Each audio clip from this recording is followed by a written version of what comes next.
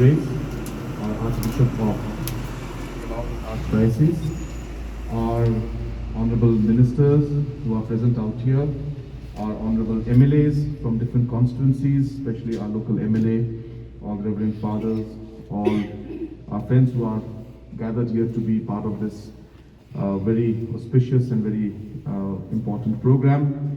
I would like to congratulate the Diocese of Jowai for taking the initiative to open up this health center, and whatever support we could give from our side, we have given, and I'm happy that it has come out in such a beautiful way, and I'm sure that this will go a long way in adding to the healthcare services that we need to give more and more to the people of not just this area but the state as a whole.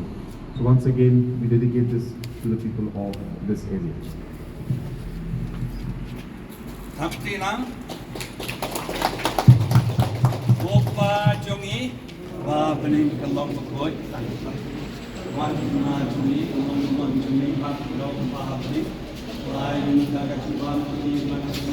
Batoma bingi kang chungi pembangi roi ma bikoles ni ni wadana ni joy right apply ni gabas ni amen ko try before to power and water play bom chukot to kami isnei ka ni ka singa bakra ka bukan do yang i baro lang gerbang yang ni ka center dau kris try chungi ka chikan pu jam labor and boro pa barkod barsia bakod ungkat bukan do ayaki baro amen.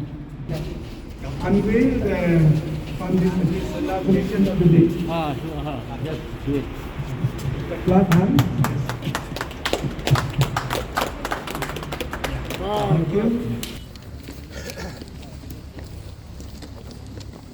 Sir, we are very grateful to God, first of all, and then for your kind help through your Chief Minister Fund.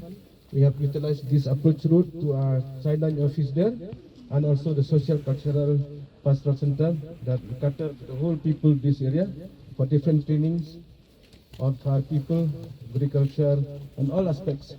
So may I invite you, on behalf of all our diocese in Jowai, together with the St. Paul Society, we combine it today to inaugurate this road. These are not very big things, but of course every small thing matters, and I'm grateful and honored that you have called me to inaugurate this. Though it was a very small help, there was not much we could do, but whatever help we could provide, I'm happy to see that this road has come up.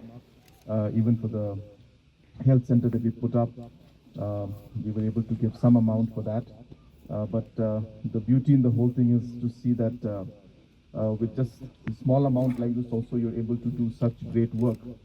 And at this point in time, I thank God for His blessing for all of us. All these blessings have come through Him, and therefore we thank God Almighty for His blessings. And I once again thank all of you for inviting me here to be part of this small but meaningful program.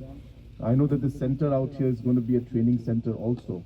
So I want to just share with you that in the coming months, we'll be starting a large youth training program for the whole state, where we'll be touching almost close to 15,000 youths will be trained in different aspects. And in that, we want to engage with different stakeholders and different service providers who will be able to train these individuals where the government will pay for it.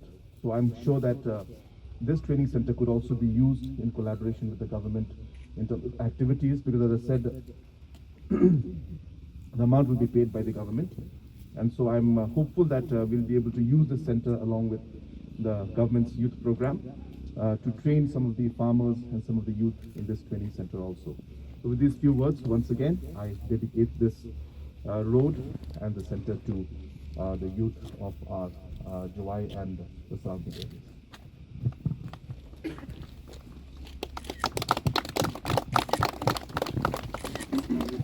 We proceed to the... No. Please don't say that. For the last 2 years, because of this coronavirus, deep fear in society.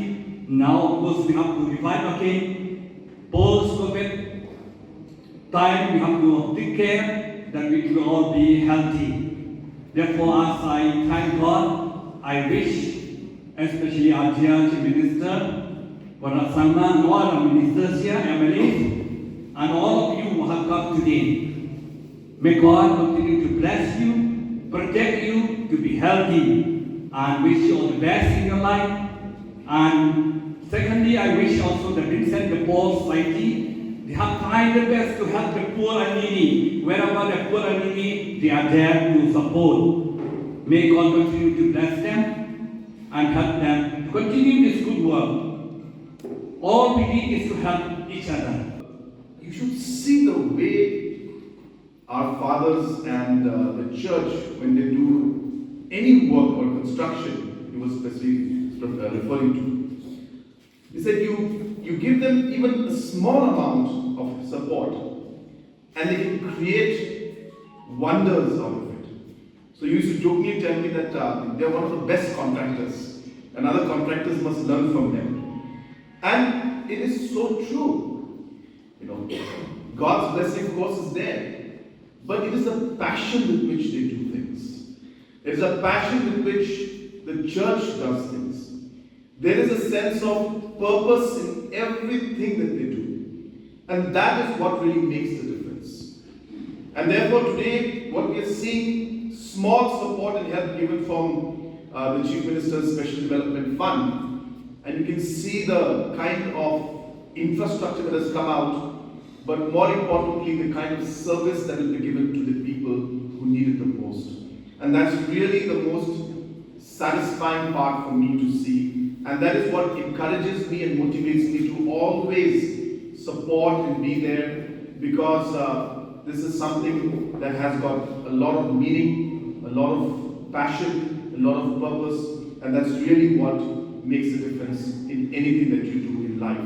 So therefore, I must thank our most respected Archbishop for his guidance, his prayers, and his blessings always with each and every one of us. And it is through your prayers and through your guidance that we are always inspired and directed to be with the people and serve the people and serve the church as far as we can. Furnitures, the road approach to it. So therefore, I've seen it with my own eyes, and therefore let me show you that we will continue to support in whatever way possible to make sure that this center becomes even better than what it is now. And as was being mentioned by Mr.